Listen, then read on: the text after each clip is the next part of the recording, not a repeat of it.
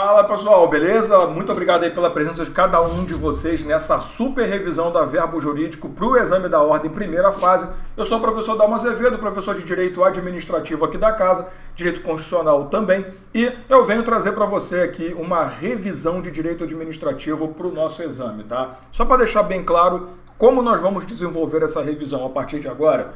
Eu, sempre que faço revisão de véspera, me preocupo muito em trabalhar aqueles pontos que são essenciais em relação à possibilidade da banca tentar te dar uma rasteira. Claro que conceitos básicos, eu parto do princípio que você fez um trabalho bem de qualidade durante a sua preparação e eu não preciso passar por eles. Tá? Então, eu seleciono sempre temas um pouco mais nebulosos, um pouco mais cabeludos, no bom sentido da palavra, sempre pensando na possibilidade da nossa querida Fundação Getúlio Vargas de resolver dar uma pequena sacaneada ali. Tá? Então, eu parto do princípio que eu chuto o balde.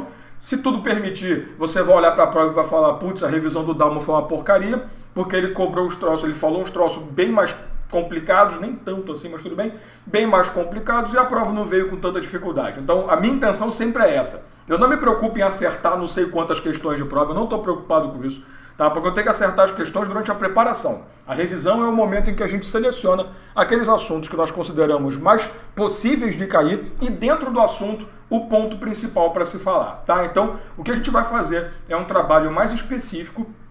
Vou trabalhar vários assuntos com você, mas apontando aquilo que eu considero mais, entre aspas, complexo. Até pelo fato de nós termos aí algumas discussões doutrinárias, algumas decisões recentes, então pontos que a FGV pode buscar aí para tentar atrapalhar a sua chegada até a segunda fase, que não vai acontecer, né? Eu sei que você está muito bem preparado, você está muito bem preparada para isso, então primeira fase é logo ali, a gente dá um chute na cara desse povo e vamos embora para a segunda fase para pegar a nossa vermelhinha, né? Então vamos embora.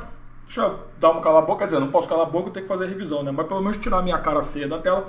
E vamos lá. Direito Administrativo, professor Dalmo Azevedo, me segue lá no Instagram. Não esqueça de seguir também nosso Instagram, Verbo OAP, tá? Tudo começa com organização da administração pública, claro. Só que eu quero falar com você sobre a questão das espécies autárquicas que nós temos dentro da administração. Só para a gente lembrar, toda vez que você fala em autarquia, você pensa numa pessoa jurídica de direito público que compõe a administração pública indireta e tem características muito próprias, né? É criada por lei específica, ela vai exercer atividade típica de Estado, não pode ter atividade econômica, então, basicamente, uma autarquia ela presta um serviço público, ela tem autonomia administrativa, financeira, orçamentária, toda aquela limitação básica, mas ela vai atuar como se o próprio Estado fosse, né? Ela é resultado da descentralização administrativa que busca ali a especialização de atuações. Porém, a evolução do Estado nos levou a reconhecer diversas espécies autárquicas diferentes. Então eu tenho uma autarquia comum, clássica, que é essa entidade criada por lei, blá blá blá, e outras autarquias que têm sempre um ou outro ponto ali que diferem de uma autarquia clássica, de uma autarquia comum, tá? E nós vamos começar falando sobre a polêmica mais recente que nós temos, que é a chamada autarquia corporativa ou autarquia profissional, tá? Por que eu quero conversar com você sobre essa daqui logo de cara? Porque assim, normalmente, a gente quando ministra aulas de direito administrativo, a gente incorre no risco de ser tratado como um perfeito imbecil. Por quê? Porque a gente explica, o nosso aluno entende e chega no momento que eu sou obrigado a falar, olha, mas nem sempre é assim. Tudo bem que no direito isso é um padrão, mas no direito administrativo o pessoal chuta o balde. Porque eu acabei de falar, qual é a grande característica de uma autarquia? Ser uma pessoa jurídica de direito público. É a que mais se aproxima da administração direta exatamente por isso, por ser de direito público. Aí você já se depara com a autarquia corporativa ou profissional, que na verdade é uma pessoa jurídica de direito privado. Pronto, já vai para o lixo tudo aquilo que a gente falou. Então, característica inicial é uma PJ de direito privado. Na verdade, quando se fala em autarquia corporativa ou profissional, estamos falando necessariamente dos conselhos profissionais, tá? A legislação que criou o conselho profissional, ela resolveu falar o seguinte: o conselho profissional, resumidamente, é uma pessoa de direito privado, né? Se colocar privado fica melhor, privada é outra história, né? Que exerce o poder de polícia e também vai exercer ali o recebimento de pagamentos mediante cobrança de valores relacionais, ou a gente pode chamar de anualidade, mensalidade, uma cobrança efetiva ou efetivada por ela. Tá? Aí foram até o STF e perguntaram assim: senhor STF, posso fazer uma pergunta? Que eu saiba, isso na época não tinha nenhuma discussão ainda, isso era muito definido, só pode exercer poder de polícia a pessoa de direito público. Desde quando que uma pessoa de direito privado tem essa possibilidade, né? O STF falou: não, realmente eu concordo com você, mas por que você está reclamando disso? Eu estou reclamando porque a lei do Conselho Profissional fala que ele vai exercer o poder de polícia, visto que o Conselho Profissional ele fiscaliza a atividade, ele pune, inclusive, ele consente com o cometimento da atividade. Então tem alguma coisa errada aí, não tem? Aí o STF, como sempre com a sua inteligência, disse: tá errado, mas não nesse caso. Na realidade, realmente, uma pessoa de direito privado não vai exercer o poder de polícia de forma ampla, exceto o Conselho Profissional. E aí o pessoal ficou olhando para a cara do STF e pensando assim: por quê? Você não respondeu ainda. Aí o STF falou: vocês querem saber por quê? Imagina, né? Porque o Conselho Profissional, na verdade, é uma autarquia. E aí sim acabou tudo. Então o pessoal começou: pô, peraí, eu vou dar aula dizendo que a autarquia é uma pessoa de direito público. E você vem dizer que o Conselho Profissional... Então o Conselho Profissional virou uma pessoa de direito público, certo? Não. Ele continua sendo uma pessoa de direito privado. Porém, tem tratamento de autarquia para que pudesse executar e exercer o poder de polícia de forma ampla. Não satisfeitos, ainda falaram assim: tá, mas por que esse cara está cobrando então mensalidade, anualidade? Por que ele cobra a sua vinculação? Não tem problema, porque na verdade essa cobrança não se refere a uma mera cobrança econômica. Essa atividade, ela tem uma característica de ser uma parafiscalidade. Como é que é? Sim, é uma parafiscalidade. Quando o Conselho Profissional cobra uma anualidade, ele está tributando as pessoas, ele não está simplesmente cobrando um valor, não é uma atividade econômica. E aí, com essas duas cagadas em sequência, o STF resolveu estabelecer isso que a gente acabou de conversar. Sim, a autarquia corporativa é o Conselho Profissional. Então, muito cuidado na sua prova, que apesar de ser uma autarquia, ele não deixa de ser uma pessoa de direito privado. Tanto é que aí entra o detalhe. Quando você faz um concurso público, tá, para entrar numa entidade de direito público, você vai ser regido por um estatuto. Né? A gente fala que é o regime estatutário, você é um servidor público. Quando você faz concurso para atuar dentro de uma entidade de direito privado, fundação pública e as empresas estatais, você vai ser um empregado público, regido pela CLT. Aí o que acontece? O que esse cara vai fazer? Porque ele é uma autarquia, mas é de direito privado. Tem que fazer concurso público, não nego. Mas qual vai ser o regime jurídico de relação entre ele e o contratado? E durante muito tempo se entendeu que, apesar de ser de direito privado, seria estatutário. Até 2020, ali perto do final de 2020, o STF julgar de vez, uma situação que já estava rodando há muito tempo, dizendo que sim, o Conselho Profissional, apesar de ser uma autarquia, pode contratar pelo regime seletista. Pronto, estragou tudo. Então, assim, basicamente, o que você tem que levar para a sua prova? Se cair Conselho Profissional, você tem que lembrar que ele é uma entidade de direito privado que só é próxima ao direito público porque ela exerce poder de polícia e faz a sua cobrança com caráter tributário. Fazer o quê, né? Aí, nós, professores, trabalhamos para tentar transformar tudo em tranquilo para você e acontece isso, tá? Então, ó, é uma autarquia, mas não parece, né? Tem jeito de pessoa de direito privado simples, mas não é, porque é uma autarquia. Outra espécie autárquica que eu não vou nem anotar, tá? Aliás, duas outras espécies que eu não vou anotar por uma questão de lógica são Fundação Pública de Direito Público, lembre-se, toda fundação pública é de direito privado. As de direito público são autarquias. Então a gente chama de fundação autárquica ou autarquia fundacional, perfeito? E também nós temos que lembrar das autarquias territoriais ou do território autárquico. Todo o território federal, que você aprende lá no direito constitucional, ele é da União. E ele é uma autarquia ligada à União. Tá? Então, todo o território federal é uma autarquia até que se dê uma destinação a esse território. Beleza? Continuando, as entidades muito importantes. Nós temos também a classificação de autarquia em regime especial. E essa autarquia em regime especial, ela tem uma característica interessante também. Na verdade, você vai ter aqui dois tipos de autarquia em regime especial, tá? E o que vai diferenciar essas entidades é que elas detêm uma autonomia diferenciada. O que faz uma autarquia ser tratada como uma entidade em regime especial é o fato do regime de vinculação dela trazer uma autonomia superior à autonomia que uma autarquia comum já detém. Tá? Então, por isso que a gente fala que ela está em regime especial, um regime de autonomia diferenciada. Porém, nós temos aqui a autarquia cultural, simplesmente as universidades federais, né? E você também vai ter aqui as universidades públicas, aliás, não vou nem falar federais para não limitar muito. E você também vai ter aqui a agência reguladora. Tá? O que eu preciso saber na prova, Dalmo? Duas coisas de cada. Né? O que difere? Primeiro, uma autarquia cultural, que são as universidades públicas, ela tem autonomia diretiva. Como assim autonomia diretiva? Simples. Uma autarquia comum, ela tem o seu dirigente máximo selecionado pelo presidente da República, claro, pelo chefe do executivo, faça a simetria de sempre, tá? Mas vamos falar no nível a nível D federal, como o pessoal gosta de falar, porque a nossa prova vai nesse foco, né? Então, estadual vai ser governador, você sabe da história.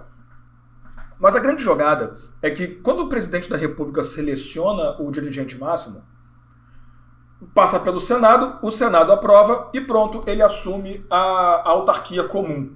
Sendo que essa autarquia comum ou ordinária, ele tem um vínculo precário com ela.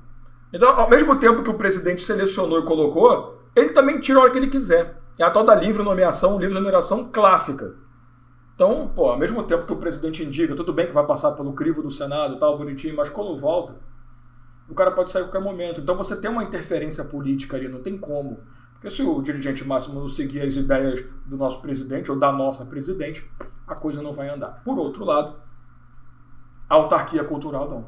Porque, na verdade, quem vai ser o dirigente máximo, o reitor, o representante da entidade, é uma pessoa escolhida pelo corpo docente e corpo discente institucional. Né? Claro, eles vão fazer uma listinha, vão mandar, o chefe do executivo escolhe e tal, mas passa pelo crivo da entidade interna, né, de pessoas que participam da vida da universidade efetivamente. Então já tem essa primeira mudança. E a segunda mudança, que é o grande ponto, esse cara ele é selecionado, essa mulher é selecionada para cumprir mandato. Tá? Então, quando o dirigente máximo assume uma universidade, vai cumprir um mandato. De quanto tempo, não sei, depende da lei que instituiu a universidade. Vai estar na lei dizendo um ano, 2 anos, 3 anos, sei lá, 15 anos se ele quiser. Beleza? E a outra coisa é que a autarquia cultural tem autonomia pedagógica. Apesar de uma universidade ter que esperar uma autorização do Ministério da Educação para poder oferecer determinada cadeira pedagógica, a forma de oferecimento é problema dele. Qual vai ser a nota? Não sei. Cada universidade vai ter um padrão, 2 provas, 1 prova, 30 provas, 700 provas, não vai ter prova. Isso é problema de cada um, né? Faça a avaliação depois. Mas eu quero oferecer um curso de Direito. É só ir no MEC. Né? Hoje você percebe que qualquer um chega lá, bate na porta do MEC, quer fazer um curso de Direito. Pode fazer, não tem problema. Mas primeiro você pode me inscrever numa faculdade de Direito? Me explica aí que eu vou montar uma. Hoje tá fácil, né? Mas tudo bem. A gente está aqui para resolver esses problemas. Ou não. Eu preciso de uma portaria autorizando para poder até gerar ali um diploma que tenha validade, mas, apesar disso, como que a cadeira vai ser oferecida é problema da universidade. Então, eu lembro que eu passei por algumas faculdades, porque infelizmente minha vida sempre foi dando aula, né? Eu digo infelizmente não por dar aula, mas porque eu sempre ficava em algum lugar diferente. Então eu viajava bastante, tinha que ficar mudando e tal. Então eu mudei de faculdade umas 3, 4 vezes. E eu tinha que ficar aprendendo o processo de cada uma. E eu virei especialista em transferência externa, né? Quando você faz transferência externa, você leva o projeto, o plano, né, o programa da faculdade antiga para a nova, para poder cortar as matérias, né? Se eu não me engano, eu fiz pelo menos uma faculdade e meia. Porque muita matéria que eu fiz em uma faculdade, na outra não prestava para nada. Em uma era eletiva, na outra era facultativa, era opcional. Então, fazer o quê, né? Mas isso é um problema da universidade. Ela pode oferecer a cadeira da forma que ela quiser, desde que mantenha ali um padrão pedagógico mínimo, tá? Por outro lado, nós temos as agências reguladoras, que também têm autonomia diretiva, apesar da forma de seleção ser muito parecida com a forma de seleção de uma autarquia comum, porque o presidente, o chefe do executivo também vai escolher, o legislativo vai ter que aprovar, no caso da União, o Senado, esse cara vai cumprir um mandato. Enquanto numa autarquia comum tem a relação precária, aqui a relação não é precária. Ele vai cumprir um mandato e esse mandato aí vai ser previsto também na legislação, vai protegê-lo de perder o cargo por interferências políticas meras, né? Ele vai largar o cargo se ele renunciar, se ele morrer, né? Ou se sofrer um processo administrativo. Por outro lado também, né? Por outro lado 2, a missão, a agência reguladora possui o chamado poder regulatório. Eu peço a você para não confundir o poder regulatório com o poder normativo, tá? Não é que eu tenho o poder normativo em mãos de forma definitiva. Tanto que alguns doutrinadores chamam de poder normativo, mas a doutrina mais moderna tem atualizado para poder regulatório. Porque não é um poder normativo normal, né? Feio, mas tudo bem. Que nem o chefe do executivo regulamentando lei, não é só isso. Na verdade, ele não só regulamenta, como ele regula a atividade naquele setor específico. Então, por exemplo, uma agência reguladora de atividade de, sei lá, serviço de transporte aéreo, como a ANAC, né, ela vai regular a atividade, definindo regras que têm que ser atendidas pelo prestador do serviço. Tá? Então, a diferença é que aqui a Anvisa vai definir parâmetros que têm que ser seguidos na área de saneamento, né? Mentira, tô brincadeira. De vigilância sanitária ou simplesmente na área de sanitanização. Vocês entenderam? Então, quando você tem ali a Ancine, né, atividade de fomento, a ideia é que esses caras vão regular uma atividade que é prestada por um particular em nome do Estado. Lembre-se, a agência reguladora surgiu como uma forma de resolver o problema da privatização, né? Porque você tem uma prestação de serviço que está na mão do Estado. O Estado se preocupa com você, supostamente. Você passa para a mão do privado que só pensa em dinheiro, é claro que a coisa vai ficar um lixo. Para não ter esse problema da qualidade cair muito, se é que isso é possível, quando o Estado estava prestando também não era muito bom, mas para a qualidade não cair muito, você cria uma agência reguladora que fica intermediando. Protege o interesse público e, ao mesmo tempo, resguarda o interesse do particular em prestar atividade. Tá? Sempre lembrando que quando uma agência reguladora regula, nada mais justo, ela regula o prestador, não você. Né? Então, nunca que uma regulação oferecida pela agência reguladora, através de uma resolução que seja, tá, nunca vai gerar deveres e obrigações para o usuário. Tá? Isso gera deveres e obrigações para o prestador do serviço específico. Beleza? Essas são as espécies autárquicas mais importantes que a gente tem para falar. Tá? Autarquia profissional, fundacional, territorial e aqui regime especial são aquelas que eu resolvi focar e trazer para você nesse primeiro momento. Beleza? Então, vamos seguir. O segundo assunto que eu quero trabalhar com você nessa nossa revisão, poderes administrativos, especificamente o papo do poder de polícia, né? O que a gente tem que trabalhar é exatamente aquela dúvida da possibilidade de delegação do poder de polícia. Até onde é possível delegar o poder de polícia, né? A gente tem aquele pensamento clássico de que o poder de polícia sempre foi uma atividade exercida pelo Estado, até porque, lembre-se, o poder de polícia, vou colocar aqui em cima só para te lembrar, ele faz parte do rol de funções precípuas da administração pública. Então, o poder de polícia é uma função precípua, ao lado da atividade de fomento, ao lado da prestação de serviço público, até mesmo da regulação de atividades em si, de intervenção. É um dos principais, inclusive, uma das principais funções precípuas da administração pública, é exercício do poder de polícia. Então é muito estranho você chegar num ponto e falar assim, o poder de polícia é meu como entidade pública e eu gostaria de passar isso para um privado. Tá, beleza, você gostaria, o problema é seu, mas é esquisito um particular utilizar um poder tão grande. Lembre-se, poder administrativo, de forma genérica, é um poder concedido ao Estado não pelo simples fato de dizer que o Estado é todo poderoso, mas dizer que o Estado precisa de instrumentos para executar a sua atividade de forma plena. Então eu não estou dizendo também que o Estado ele tem poder para ele ser o poderoso da parada, não. O Estado tem poder como instrumentos de ação, não um poder como forma de demonstrar que é. Tá? E o poder de polícia inclusive, cara, se você chega... Sabe aquela história, dê poder e descubra como que o cara é desgraçado? A frase é essa, mais ou menos, né? Quando você dá poder de polícia para um particular, danou-se. O cara vai voar, vai viajar, vai fazer um desandar, fazer merda. Isso é tradicional. Agora, a questão é até onde realmente isso é possível ou não. Então, a gente teve situações clássicas, BH Trans, algumas decisões aí que se tornaram parâmetros, né, para a nossa visualização, mas vamos focar no que é importante. É possível delegar o poder de polícia? Você tem que responder sim ou não, dependendo do caso. Se ele falar para você delegação total do poder de polícia, nunca, do verbo nunca. Agora, se ele falar para você delegação parcial do poder de polícia, aí sim é possível a sua delegação. Porém, o STJ, inteligentemente, resolveu fazer o seguinte: posso delegar? Resposta clássica, depende. Já diria o nosso querido professor Juliano Colombo, né? Depende. A ideia é que existem os chamados ciclos de polícia, ou fases de polícia. E essas fases ou ciclos são basicamente o ciclo de norma, que alguns também gostam de chamar de ciclo de lei, o ciclo ou a fase de consentimento. Minha letra é feia mesmo, faz parte. É bom que você preste atenção para entender o que eu estou escrevendo. O ciclo de fiscalização. E, por último, o chamado ciclo de punição ou de sanção. Aplicação de penalidade. Né? O que o STJ fez? Vamos lá. O primeiro ciclo chama-se ciclo de norma, ou seja, compete ao detentor do poder de polícia determinar quais são as regras essenciais a serem respeitadas pelo interessado para que ele possa ganhar aquele direito. Então vamos dizer que você quer tirar a carteira de motorista. Beleza, tem uma regra. Você vai ter que fazer isso, aquilo, fazer não sei quantas horas de aula teórica, prática, dirigir à noite, dirigir na chuva, né, dirigir em São Paulo, né, que é fácil passar, ainda mais se for ali na marginal, porra.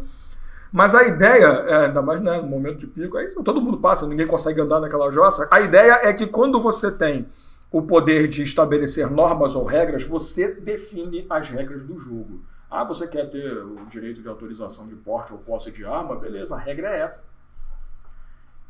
O STJ inteligentemente disse, é claro que isso aqui não pode dar para o particular. Então, o ciclo de norma, ele não... Deixa eu achar uma cor menos escrota aqui. Ah, vai o roxo mesmo. Ele não pode ser delegado. Já o ciclo de consentimento nada mais é do que a adequação, o reconhecimento de adequação entre o seu pedido e a norma em si. Então, eu estou dizendo o seguinte, você atendeu aos parâmetros da norma. Eu estou consentindo com o seu direito e estou te concedendo, inclusive, a execução do direito. Você atendeu os requisitos para ter habilitação? Toma, vá com Deus. Você atendeu os requisitos para ter uma licença para construir? Toma, vá com Deus. Então o STJ disse que sim, é possível delegar consentimento, porque na verdade o cara não vai ter um trabalho tão difícil. É só verificar se está tudo certo. Por outro lado, também temos a fiscalização. Por quê? Não posso simplesmente conceder o direito a você e falar, vá com Deus, olha, confio muito em você. Não, porque você é um canalha. Então eu preciso fiscalizar se você ainda está adequado à lei ou se você está fazendo merdas. Quando você tem habilitação, você começa a sofrer pontinhos das cagadinhas que você faz, né? E uma hora você pode perder a habilitação. Isso faz parte. Então o que a gente faz? A gente também pode delegar a fiscalização, não tem problema nenhum, até porque a fiscalização ela é uma atividade que qualquer idiota, tipo o Dalmo, pode fazer. Né? Então nada impede. Porém, contudo, todavia, entretanto, a penalidade, que é aplicar a sanção, não pode ser delegada. Não tem lógica você permitir o particular punir uma pessoa em atividade de função administrativa. Que foi aqui que entrou a grande discussão da BH Trans e de outras atividades. Né?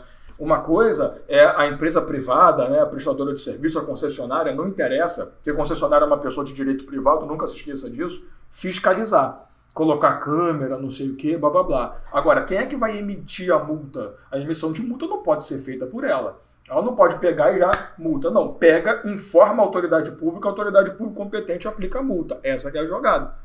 Então, quando eu fiscalizo você cometendo uma irregularidade, vou aplicar a multinha aqui e vai ter pontuação. Quem faz isso? A agência pública. Você já viu a autoescola aplicando multa? Não vai, mas a autoescola consente, né, com o teu direito. Você já viu uma atividade que não seja uma atividade pública fiscalizando e punindo? Não vai. Né, fiscalizando até pode, você bota uma empresa privada que vai instalar câmera, que não é uma coisa muito complicada para o poder público fazer também, mas você não pode permitir a punição, tá? Então, isso que você precisa dizer. Posso delegar o poder de polícia ao particular? Pode, desde que sejam ciclos de consentimento e fiscalização, que o STJ e o STF depois, aliás, o STF primeiro, né, veio chamar de atos de mera execução. Então aqui não são atos de normatização nem de punição, mas são atos de mera execução. Estou executando a ordem e estou executando a punição. Beleza? E aí matamos esse ponto do poder de polícia, que é o grande detalhe da nossa prova também, tá? Próximo tópico, vamos lá. Vamos seguindo.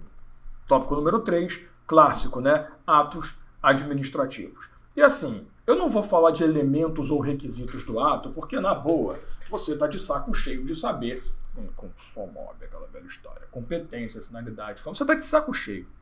Mas uma coisa que eu preciso me preocupar muito é com o papo do motivo e da motivação. Eu sempre foco muito em explicar isso aqui, porque é essencial que a gente entenda bem essa história, tá? E eu vou te mostrar o porquê de uma forma mais clara daqui a pouco.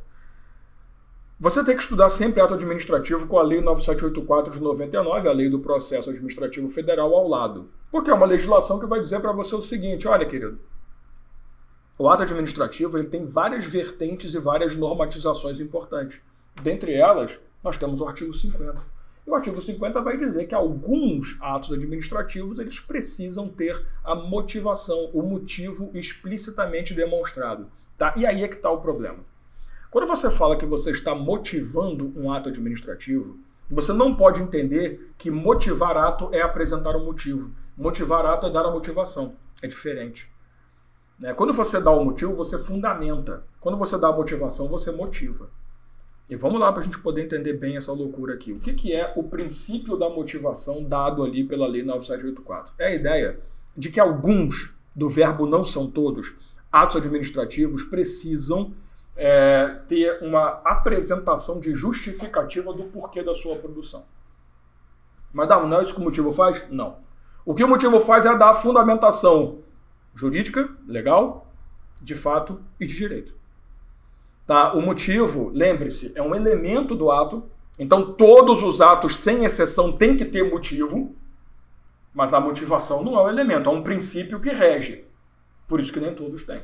Então, deixa eu te dar um exemplo para ficar bem claro o que eu quero falar. Imagina que a sua questão de prova vem dizer para você o seguinte, aliás, vamos falar de questão agora não, vamos falar de... Porque daqui a pouco eu vou chegar com exemplos melhores em relação a isso, que meus exemplos são muito ruins, então deixa eu aproveitar os bons para depois. A seguinte situação, você é punido dentro da administração pública. Você é um servidor público, passou por um PAD e se ferrou. Chegou lá e falou o seguinte, você foi demitido por quê? Porque eu cometi improbidade. Pô, cometeu? O que você fez? Não sei. Como assim não sei? Porque o processo basicamente foi baseado nisso. O cara cometeu improbidade, aceitaram, e a demissão foi motivo, improbidade, na forma da lei tal. Perfeito. O motivo está certo.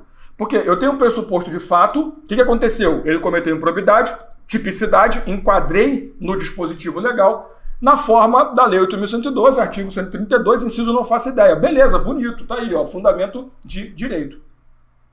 Só que se você parar para avaliar de uma forma detalhada, o seu direito de contraditório para defesa foi pro lixo, né? Porque basicamente o cara falou para você, olha, querido, você tem direito aí contraditório sabendo que você está sendo acusado de cometer improbidade.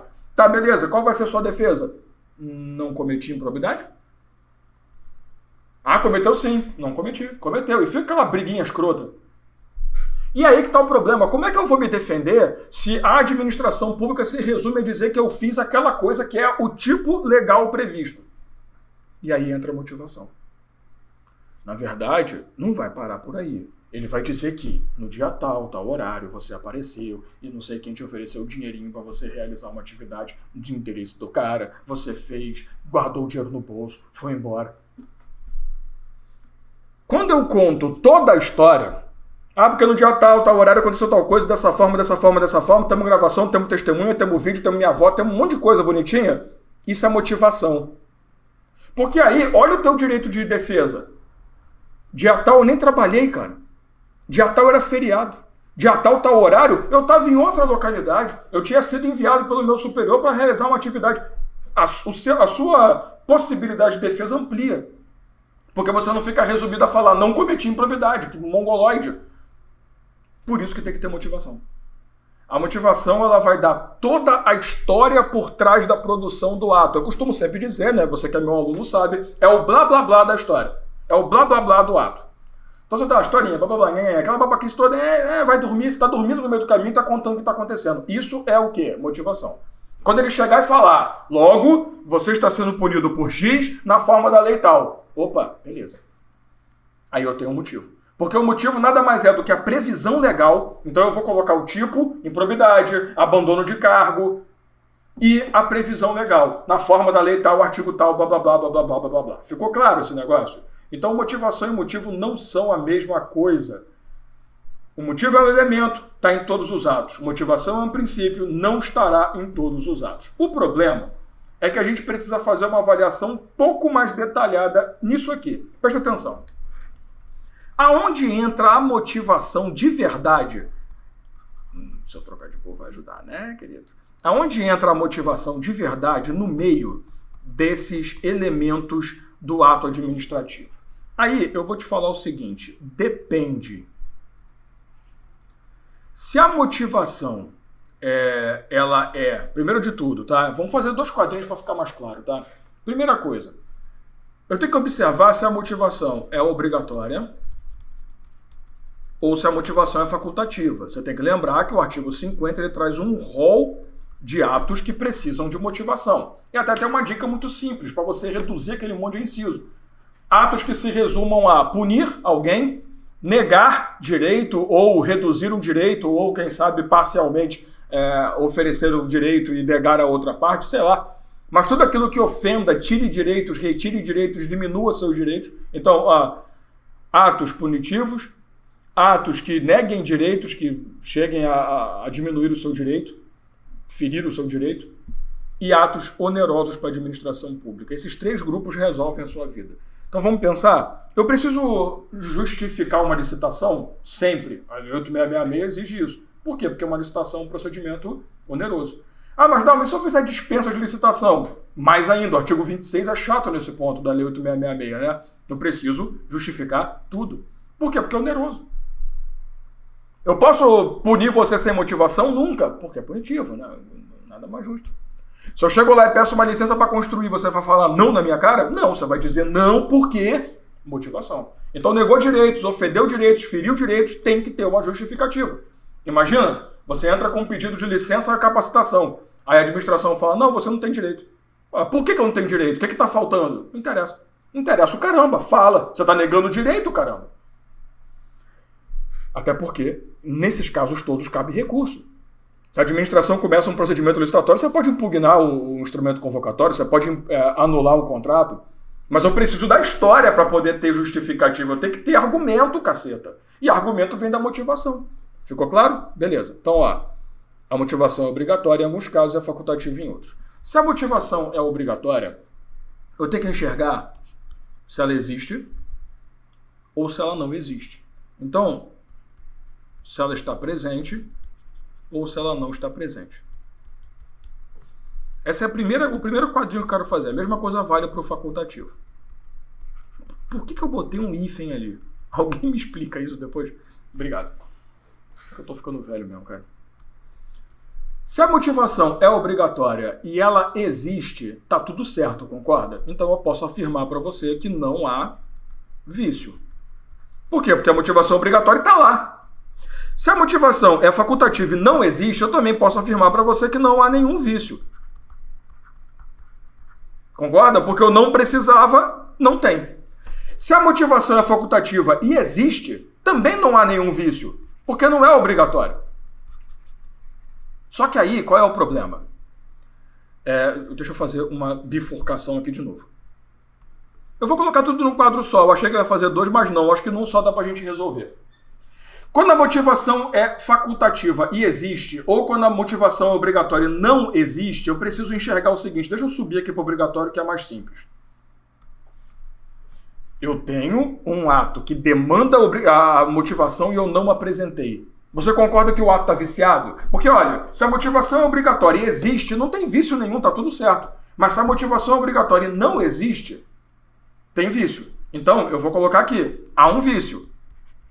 O ato possui vício, concorda? Se a motivação é facultativa e existe, eu primeiro tenho que perguntar o seguinte, vou colocar de preto para ficar no padrão. Essa motivação apresentada é lícita ou ilícita? Muito louco, né? Eu vou deixar muito claro, não se preocupe, tá? Se a motivação é facultativa e existe, ou seja, eu não precisava motivar, mas eu resolvi motivar, eu tenho que ver se o motivo que eu apresentei é lícito ou ilícito. Se o motivo que eu apresentei é lícito, então também não há nenhum vício. Por quê? Porque apesar do ato não exigir a motivação que eu apresentei está tudo certo. Não tem nenhuma mentira, nenhuma falcatrua, nenhuma manipulação da lei. Então, assim, não tem vício, cara. Só não precisava. Você só está maquiando o pavão à toa, porque não precisa. Agora, o problema está quando você tem uma motivação facultativa, né? Não precisava, mas a motivação existe e ela é ilícita. Aqui também há um vício. Se você perceber, na sua prova só importam motivação obrigatória não existente e motivação facultativa existente ilícita. O resto não tem vício. Então, se a motivação obrigatória existe, está certo. Motivação facultativa existe, é lícita, está certo. Motivação facultativa não existe, está certo. Então, note que... Por que eu monto, então, esse quadro gigantesco, Dalmo? Para quê? Para te mostrar todas as possibilidades. Então, vamos lá. Ele cria uma situação sobre um ato punitivo e diz para você o seguinte, esse ato punitivo foi produzido sem a motivação ser apresentada. Ato punitivo, a motivação é obrigatória? Aí vamos usar o quadrinho. É.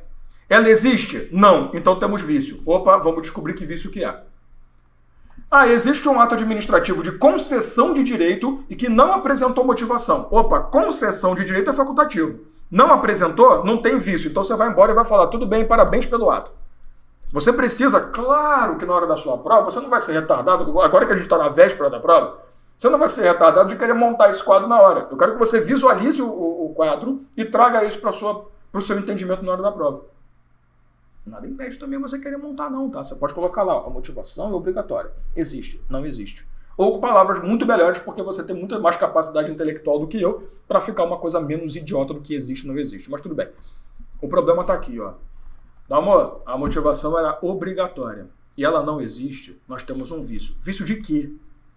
Bom, para falar que eu tenho um vício no ato, eu tenho que ferir um dos elementos. Competência, finalidade, forma, motivo e objeto. Perfeito? Se a motivação é obrigatória e não existe, nada a ver com competência, nada a ver com finalidade, nada a ver com objeto. A mesma coisa vale para o facultativo. Então eu vou ficar entre dois elementos.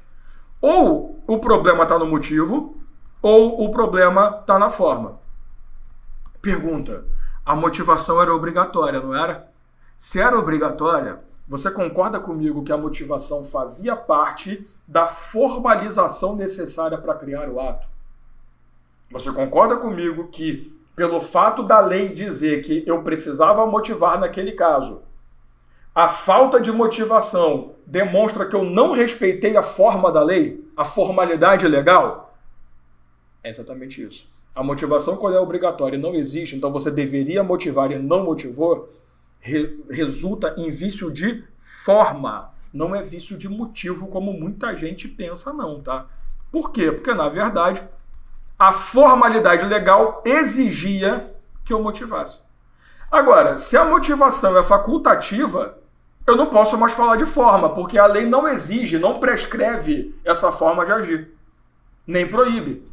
Então, ó, a motivação facultativa existe ilícita. Se é ilícita, eu estou ferindo quem? O motivo. Vício de motivo. É esse ponto que você precisa muito para a sua prova.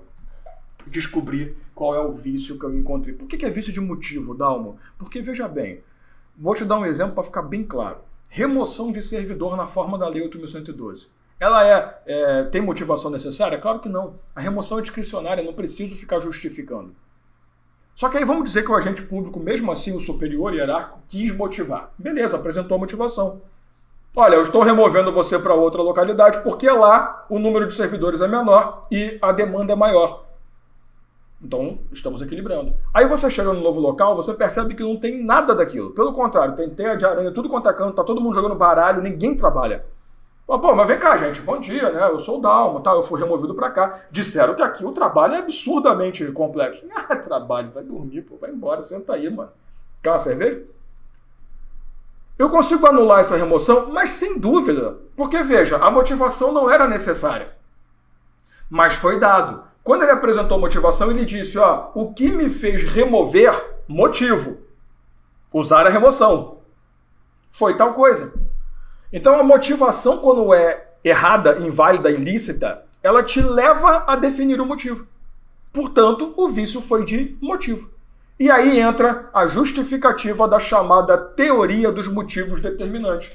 Quais foram os motivos que determinaram a sua decisão? O fato de uma motivação ter sido apresentada. Tá? Então, é isso que é a teoria dos motivos determinantes. O ato administrativo que não precisa, ou até que precisa, tá, de uma motivação e apresenta a motivação, ele tem que estar vinculado àquela motivação apresentada. Se a motivação é falsa, o ato perde validade. O ato é nulo, porque ele é ilegal. Motivação é ilegal, ato nulo. Por isso que a gente chama de teoria dos motivos determinantes. O motivo que você apresentou, e motivo não é motivo, motivo é motivação, não se esqueça. O motivo que você apresentou para produzir aquele ato, ele não é um motivo válido. Logo, pela teoria dos motivos determinantes, o ato tem que ser desfeito. Por quê? Porque o fato de você apresentar uma motivação vincula o ato à realidade da motivação. Tá? Então, vamos de novo. Exoneração de servidor público, ela é o quê? Ela é discricionária e sem justificativa. É livre, como a Constituição Federal fala. Então, livre exoneração. Concorda comigo? Eu vou exonerar. Tranquilo. Se eu vou exonerar o cara, eu preciso justificar? Não. Mas aí, se eu coloco lá no ato de exoneração, exoneração por motivo de corte de gasto com o pessoal. No dia seguinte, eu nomeio outra pessoa para aquele cargo, eu vou conseguir anular a exoneração. Por quê? Porque a motivação apresentada não era necessária, mas foi apresentada, levou a um motivo errado. Então, eu fui exonerado com base numa coisa falsa, teoria dos motivos determinantes. Ficou claro? Então, todo ato administrativo fica ligado à motivação, mesmo que não seja obrigatória a motivação. Se apresentou a motivação, danou-se. Você criou um vínculo entre os caras e você disse, olha, essa motivação é real, por isso eu criei esse ato. Se a motivação for falsa, pega o ato e enfia no bolso. Beleza? Esse assunto, você vê que eu demorei muito mais nele. Esse assunto aqui é clássico da FGV, a FGV gosta, e você tem que saber lidar com isso aqui, tá? Vamos pro próximo? Antes que você me mate? Bens públicos. E quando você fala em bens públicos, sim, eu tenho certeza que na sua cabeça veio, vamos falar de imprescritibilidade, empenhorabilidade, já estudei isso pra caramba, eu sei que você estudou pra caramba. Eu quero ir para outro lado. Eu quero ir para um outro pensamento. Eu quero ir para o começo da tua aula de bens públicos. Comecinho, quando você estuda os conceitos. Para você não esquecer o que eu quero que você se lembre. Ficou feia, né? Faz parte. Quem sabe fala merda ao vivo. Ou quase. Quando você estuda bens públicos, primeira coisa que você aprende. Você conceitua bens públicos por base de duas formas. Você tem o chamado conceito da titularidade e você tem o conceito da destinação. O conceito de titularidade, ou a conceituação de titularidade, é aquela baseada no Código Civil, né? E o Código Civil, ele é extremamente ignorante, né? No bom sentido, tá? Porque ele fala assim, são bens públicos todos os bens de pessoas de direito público. O resto é privado. Então, na forma do conceito de titularidade, bem público é bem de pessoa de direito público. Então tá. Vamos até fazer assim para ficar legal, ó. Se eu tenho uma PJ de direito público, e se eu tenho uma PJ de direito privado. Perfeito? Se eu tenho uma PJ de direito público, qual é a titularidade que eu estou apontando aqui? Estou apontando que o bem é público. E se a PJ é de direito privado, o bem é privado. Isso é Código Civil, mas não tem discussão. Por isso que o nome é conceito de titularidade. O titular define qual é a qualificação do bem. Tá? Quem é o titular? Uma pessoa de direito público, então o bem é público. Uma pessoa de direito privado, então o bem é privado. Acabou. Só que eu não posso esquecer que eu estou estudando direito administrativo, não é direito civil. O direito civil é que está ótimo. Para o administrativo, não. No direito administrativo, nós precisamos de uma complementação. Porque você não pode esquecer que dentro da administração pública também existem pessoas jurídicas de direito privado.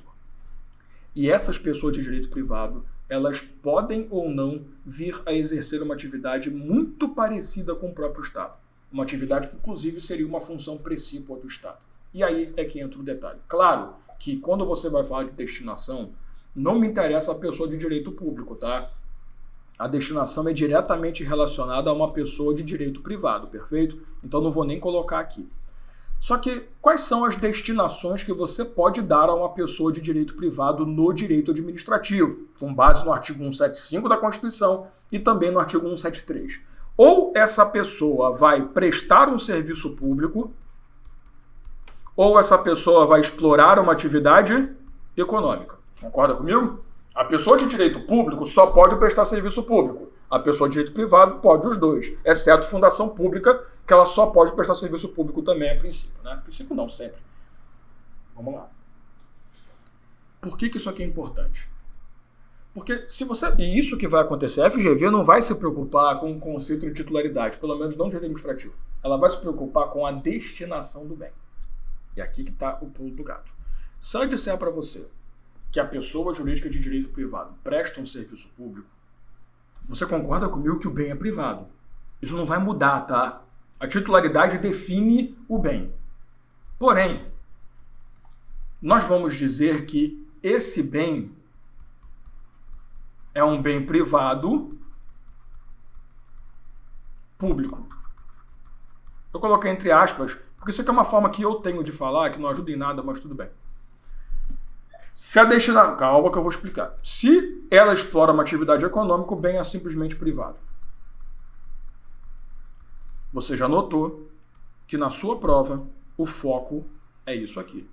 Uma pessoa de direito privado que presta um serviço público. A ideia é a seguinte. Por que é importante você identificar se o bem é público ou privado? Porque se o bem for público, ele gosta de vários prerrogativos. Como, por exemplo, ele não pode sofrer uso capião, ele não pode ser dado direito real de garantia, né, hipoteca, anticrece, nada disso. Ele não pode sofrer penhora, né, não pode ser penhorado, ou não pode sofrer uma constrição judicial. Ele não pode relativamente ser alienado, né? Ele até pode, mas desde que atenda aos requisitos da lei, que você vai pegar no artigo 17 da Lei 8666. Então você tem essa ideia. Imprescritível, impenhorável, não oneroso e a alienabilidade relativa ou inalienabilidade condicionada, né? Tanto faz. Ou inalienabilidade relativa ou inalienabilidade condicionada. Tanto faz também, né? Você pode inverter os nomes, tá tudo certo. Então, ele tem uma possibilidade de alienar relativamente, não é absoluta, então pode acontecer. Mas lembre-se que as outras características não são, né? Nem um bem público dominial ou dominical pode sofrer uso capião. Está abandonado, dane-se. Aí aqui que está o detalhe. Se você tem uma pessoa de direito privado que compõe a administração pública e presta um serviço público, ele tem uma prestação de atividade muito mais importante para nós do que aquela que explora a atividade econômica, sem dúvida. Porque o Estado atuar na exploração de atividade econômica é excepcionalidade. Prestar serviço público é comum. Então, para nós, é muito mais importante os Correios do que o Banco do Brasil. Claro, pô. O Banco do Brasil exporta atividade econômica, ele é importante até a página 5. Ele é importante para os projetos do governo. Agora, Correios não. Correios presta serviço público. É muito importante, por mais que não pareça. É muito importante para nós. E aqui é que vai o jogo. Por que é importante você saber que o bem é público? Porque se você tem um débito perante aquela entidade, você não vai conseguir penhorar o bem. Porque, gente, seria um absurdo. Se eu falo para você que eu, privado, particular, vou penhorar um bem público, pagar uma dívida comigo, eu estou causando prejuízo para a coletividade para receber dinheiro. Isso não existe. Cadê a supremacia do interesse público sobre o privado? É isso que é importante. Então, o que você tem que entender? Se aquela pessoa de direito privado presta um serviço público, ela não pode sofrer ações judiciais clássicas porque você estaria prejudicando a coletividade em nome do interesse privado. Por isso que a gente fala que o bem continua sendo privado. Até porque o conceito de titularidade prevalece. O direito civil está certo. Mas o bem é privado com características de público. Na sua prova não vai aparecer bem privado público. Pelo amor de Deus. Não vai aparecer bem público entre aspas, que é outra forma que eu tenho de falar também. Vai aparecer bem privado com características de público. Inclusive o exame da ordem já fez isso, uns 4 ou 5 exames para trás. trouxe uma história falando que aquela pessoa de direito privado prestava um serviço público, aí tinha a opção lá, era um bem público. E a outra opção era um bem privado, mas que gozava das prerrogativas do bem público. O que você acha que muita gente marcou? É um bem público, que não é um bem privado. Isso daqui é por isso que você tem que andar com as duas conceituações lado a lado. Uma não substitui a outra. Elas são complementares. Você entendeu que isso aqui era para ser um sinal de mais, né? Elas são complementares. Então, a primeira coisa é você identificar a titularidade. Se é um bem público, acabou, vai para os prerrogativos e vamos embora. Se é um bem privado, aí você tem a segunda pergunta no direito administrativo. E essa pessoa presta serviço público, expõe atividade econômica, o que ela faz? Com essa resposta, você identifica que tipo de bem, ou melhor, como que você vai tratar aquele bem. Porque apesar de manter como bem privado, nunca vai deixar de ser, tá? Nunca. Nunca. A sua prova pode criar a situação que ela quiser. Esse bem nunca vai virar bem público. Claro, a menos que o bem seja adquirido pelo poder público, ou seja revertido. Aí é uma questão de óbvio, né? Mas nunca esse bem vai virar público só porque ele é de pessoa de direito privado e presta... Não, nunca. O bem é privado, mas ele vai passar a gozar das prerrogativas da fazenda pública, ou melhor, do bem público, né? A fazenda pública é outro papo. Do bem público, para poder manter ali a superioridade, supremacia do interesse público sobre o privado, para poder manter ali a proteção ao interesse da coletividade. Ficou claro? Então, muito cuidado para você não cair nessa armadilha de falar que o bem privado é público, tá? Ele é um bem privado, mas que passa a ser tratado como se fosse um bem público. Por quê? Porque ele está destinado a atender interesse coletivo. Enquanto você presta serviço público, você destina a atividade ao interesse público. Quando você expõe atividade econômica, você não destina a interesse público, é interesse privado. Tanto que esses caras, Banco do Brasil, parece o Itaú, não parece? Porque são a mesma porcaria. A diferença é que o Banco do Brasil tem um conchavo com o governo, o Itaú não. Quer dizer, tem, mas não o mesmo, né? Então, você ficou claro. Tá tranquilo essa história aqui, meu povo? Então, ó, de novo, bem público, toma muito cuidado com a forma que vai cair no seu enunciado. Tá percebendo o que eu quero fazer nessa revisão, né? Eu quero mostrar para você exatamente aqueles pontos que podem servir como armadilha para a sua prova.